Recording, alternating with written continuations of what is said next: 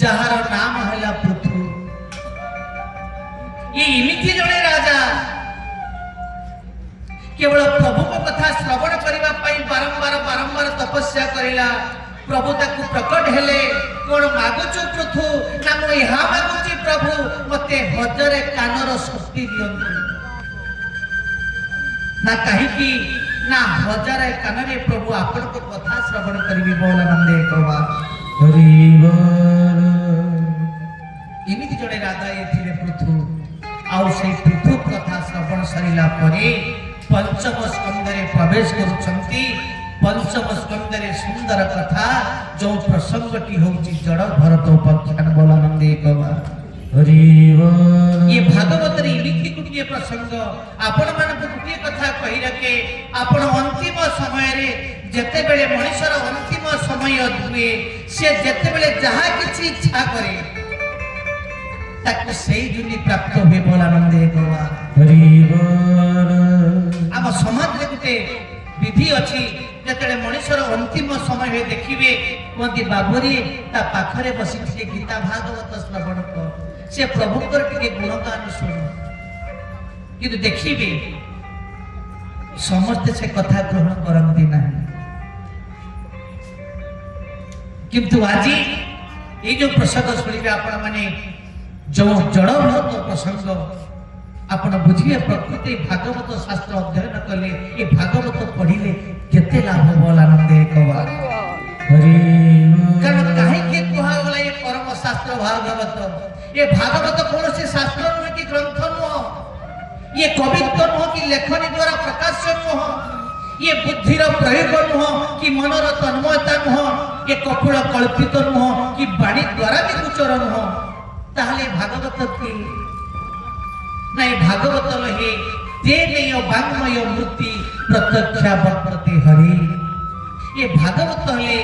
स्वयं भगवान का स्वरूप बोलिए भागवत भगवान की जो आपण तृतीय दिन चतुर्थ दिन तक सुनिबे कृष्ण को प्रसंग आनंद प्रसंग होली प्रसंग जानिबे सेते बेले प्रकृति भागवत श्रवण करले केते लाभ। आज ये जड़भरत प्रसंग सुखदेव गोस्वामी सुंदर भाव में परिचित को कहउछंती ना ये जड़भरत की ना नाभि नाभिकर पुत्र हेले ऋषभदेव ऋषभदेवंकर पुओ हेले भरत। ये भरत गंडकी नदी पाखरे तपस्या करुथंती। तपस्या अवस्था गोटे गर्भिणी मृगुणीटा आसिला पानी पीवा से पानी पीवा को चली गोटे बाघर सिंहर गर्जन है से गर्जन शुणी ए गर्भिणी मृगुणीटा कौन कल नदी भितर को डेही पड़ा किंतु तार गर्भरे पिलाटी से गली पड़ा। ये जो तपस्या करने को जाऊे भरत धैर्य धरी पारे नहीं से हरिणीटा को उठी आने पाखरे अति जत्न सहकारे लालन पालन कले। प्रभुकर कर्म छाड़ी हरिणी प्रेम से पड़े एते भल पाई गले से हरिणी को अंतिम समय जते बेले आसे तांकर मृत्यु हे गला परवर्ती जन्म रे से हरिण जन्म नेले बोला आनंद हरि बोल। किंतु जाति स्मर हरिण जन्म नेले सत्य मन अछि जे परवर्ती जन्म कथा हरिण जन्मटा सेमिति सरिला ता परवर्ती जन्मटा नेले ब्राह्मण कुलरी गोटे घरे जन्म नहीं गले जन्म नेले सत्य किंतु मूक चरित्र मूक से नुहंती भागवत कहि कि जड़ किंतु प्रकृति से जड़ नुहंती जड़र अभिनय करिसंती से जानिसंती मु जो कर्म करी आज कर्मर फल पाऊची तेणु नीरव दृष्टा हो गले अंतर भितर सदा बेले प्रभु को भजन मनन कले।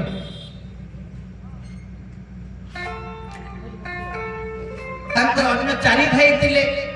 समस्ते विचार कले जड़टा किछि कहू नाही किछि जाणु नाही गोटे काम कर या तू जमी को चाष काम पे पठेई दियो ए जड़ भरत को चाष पे पठेई देले ये जमी पाख को जाई कोन करला जानि करती नीरव दस्ता राम जी का खेत है, राम जी का चढ़िया रामर खेत ये चढ़े गुड़ा भी रामर तमें जिते खाऊ तो खाओ नीरव दृष्टा चढ़े गुड़ा सब खेत गुड़ा खाइले फसल गुड़ा नष्ट कले ये नीरव दृष्टा बसिक भजन करुच्छे भाई गुड़ा दूर देखले कहले यहाँ द्वारा किसी हम ना ताकू कौन करेले ना घर बाहर करदेले जेतले घर बाहर करदेले ये भरत थुलम खुला हो गला मोर आ प्रभु को डाकिबार किसी असुविधा